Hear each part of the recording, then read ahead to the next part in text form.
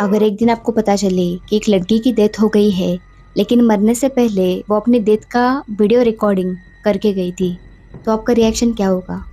आज हम बात करने वाले हैं एक ऐसी हॉरर फिल्म के बारे में जो लिटरली आपको जंप स्केयर नहीं देगी, बल्कि धीरे धीरे आपकी बॉडी के अंदर उतर कर आपको डरा देगी।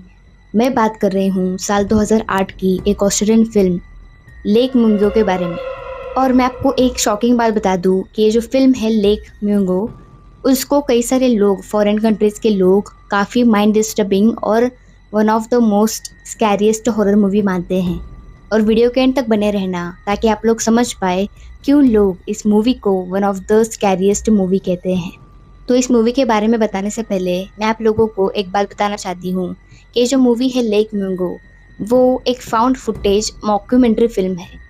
मॉक्यूमेंट्री यानी कि आपको ये मूवी देखते टाइम ऐसा लगेगा कि आप मूवी नहीं देख रहे, आपको लगेगा कि आप एक रियल लाइफ डॉक्यूमेंट्री देख रहे हैं।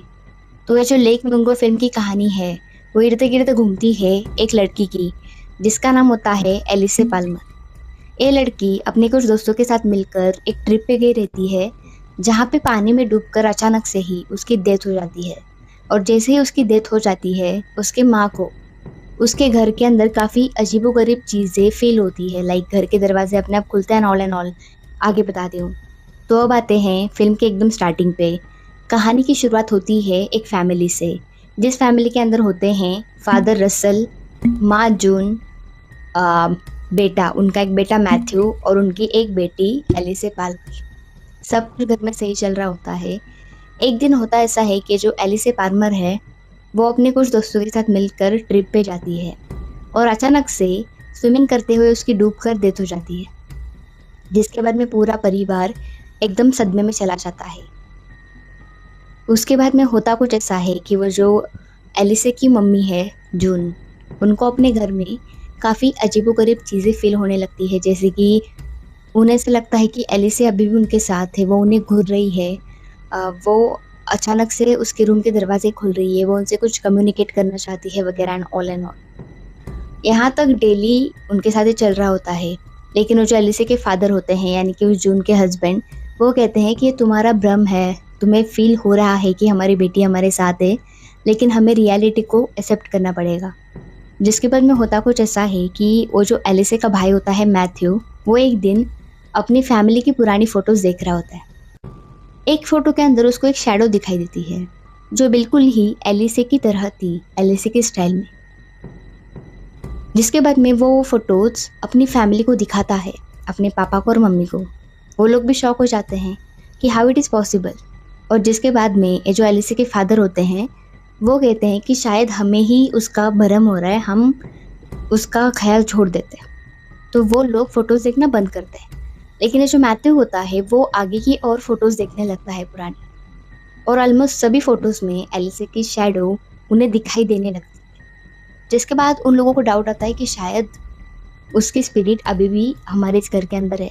तो जिसके बाद में वो जो फैमिली होती है, वो एक साइकिक को अपने घर लेकर आती है और उनसे जो हो रहा है उनके साथ तो सब कुछ बताती है। तो वो जो साइकिक होते हैं, वो घर के अंदर आते हैं और कहते हैं कि इस घर के अंदर एक स्पिरिट है जो हमसे बहुत कुछ कहना चाहती है, लाइक कम्युनिकेट करना चाहती है, बट पूरी तरीके से वो पॉसिबल नहीं हो पा रहा। और maybe this spirit was of Ellyse.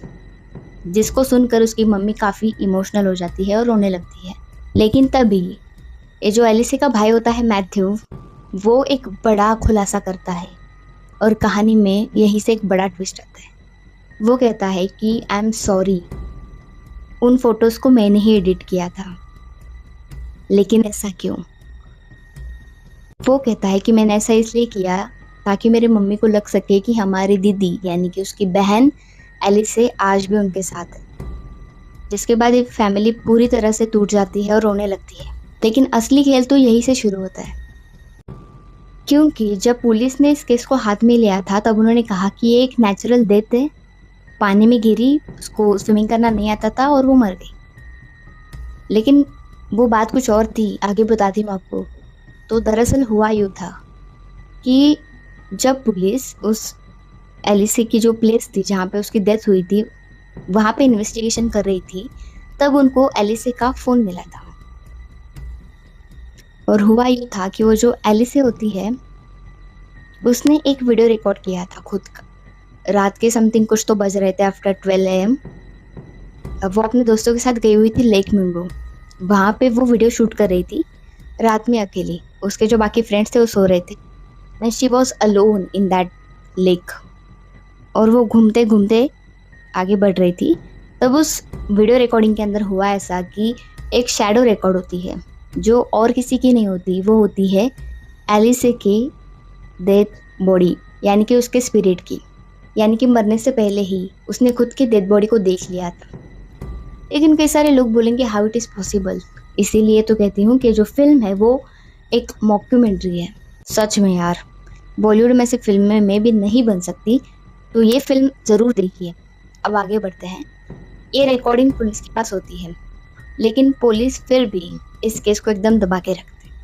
और अभी जो मैंने आपको ये सीन बताया, वो वीडियो वाला, रिकॉर्डिंग वाला, वो इस मूवी का सबसे खतरनाक और डिस्टर्बिंग सीन माना जाता है। इस सीन को देखने के बाद कई लोगों की लिटरली हालत ख़राब हो गई थी। जब वो लेक मिंगो में थी, वो रिकॉर्डिंग कर रही थी, तभी उसको पता चल गया था कि हर डेथ इज़ नियर। सो वो काफ़ी डिस्टर्ब थी उन चीज़ों से। और एक बात मैं आपको बताना चाहती हूँ कि जो फ़िल्म है उसके एंड में एक ऐसा खुलासा किया था डायरेक्टर ने, जो काफ़ी रियल हॉरर लवर ही कैच कर पाएँगे। तो एक्चुअली हुआ यूँ था, इस मूवी के अंदर जो एलिसे का भाई है मैथ्यू, उसने एडिट की हुई फ़ोटो को छोड़कर और कई सारे सीन्स में एलिसे की स्पिरिट दिखाई गई थी, जो काफ़ी स्मूथली थी, जिसकी वजह से कई सारे लोग इसको नोटिस नहीं कर पाए। And that was the actually scary part of this movie. So अगर आप इस फ़िल्म को देखो मेरा वीडियो देखने के बाद, तो थोड़ा स्मूथली इस फ़िल्म को देखना ताकि आपको वो पॉइंट कैच हो पाए। और जिसके बाद में होता कुछ ऐसा है कि वो जो एलिसे की फैमिली होती है, उनको उस घर में रहने का मन ही नहीं होता। वो लोग उस घर को छोड़कर चले जाते हैं, लेकिन एक अफ़सोस के बाद एलिसे आज भी उस घर में है अकेली, हमेशा के लिए। मूवी की कहानी यहीं पे ख़त्म होती है, लेकिन अभी हम बात करते हैं कि ये जो फ़िल्म है लेक मिंगो, उसको बाकी फ़िल्मों से अलग क्यों माना जाता है। सबसे पहला पॉइंट, ये एक ऑस्ट्रेलियन फ़िल्म है, जिससे इसके अंदर फालतू का ड्रामा नहीं है, फालतू की कोई चीज़ है नहीं। सेकंड, इस फ़िल्म के अंदर जंप स्केयर नाम के हैं, मतलब है ही नहीं। ये फ़िल्म आपके दिमाग में जाकर आपको डराएगी। थर्ड वन, इस फ़िल्म के अंदर कोई लाउड म्यूज़िक नहीं है। लाइक बॉलीवुड में होता है, स्पिरिट नज़दीक आ रही है, कोई भी लाउड म्यूज़िक चालू कर दिया, वैसा कुछ नहीं है। और फोर्थ, बेवजह का टाइम पास नहीं है, बेवजह की कॉमेडी जो फ़िलहाल बॉलीवुड फ़िल्मों में होती है, बॉलीवुड हॉरर फ़िल्मों में, वो नहीं है। तो ये फ़िल्म वही लोग देखें जिनको स्लो बर्न हॉरर पसंद है। लाइक आपको अगर एक्चुअल में हॉरर पसंद है, सिर्फ गोश्त को देखना, सॉन्ग बजना, ये स्टोरी मंत्र वगैरह एंड ऑल, तो ये मूवी आपके लिए नहीं है। If you are a true horror lover, movie को एकदम दिल पर लेके डरते हो ना, तो ये मूवी आपको डेफिनेटली देखनी चाहिए। तो अगर मैं बात करूँ इस फ़िल्म को आप कहाँ देख सकते हैं, तो अगर आप इंडिया से हैं, तो हमारे पास एक ही ऑप्शन है भाई, वो है अमेज़न प्राइम वीडियो। अगर आपके नसीब में होगा तो आपको मिल जाएगी। सेकंड है नेटफ्लिक्स, क्योंकि कई सारे रीजन्स में ये फ़िल्म अवेलेबल है नहीं, तो मे बी आपको मिल सकती है या फिर नहीं। तो थोड़ा ढूँढना पड़ेगा इस मूवी को। ऑस्ट्रेलियन फ़िल्म में तो थोड़ा बहुत ढूँढने में डिफ़िकल्टी होगी।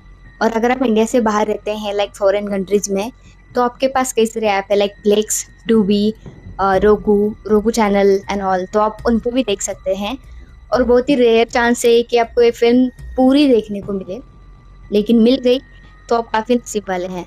एंड एक बात मैं आपको बताना चाहती हूँ कि अगर आप रियल हॉरर लवर हैं, तो इस मूवी को रात में और अकेले देखना, क्योंकि लोगों के साथ हॉरर मूवीज़ देखने का मज़ा नहीं आता। क्या होगा यार, ये होगा, ये होगा, नो। अकेले रात में देखो ये मूवी। लिटरली आपको बता रहे हैं कि आपको वो मूवी सोने नहीं देगी 2-3 दिन तक। इतनी माइंड डिस्टर्बिंग मूवी है। दिन में क्रिकेटर, रात में हॉरर स्टोरी टेलर। मैं हूँ सानिया शेख। मिलते हैं भूतिया गॉसिप की अगली वीडियो में।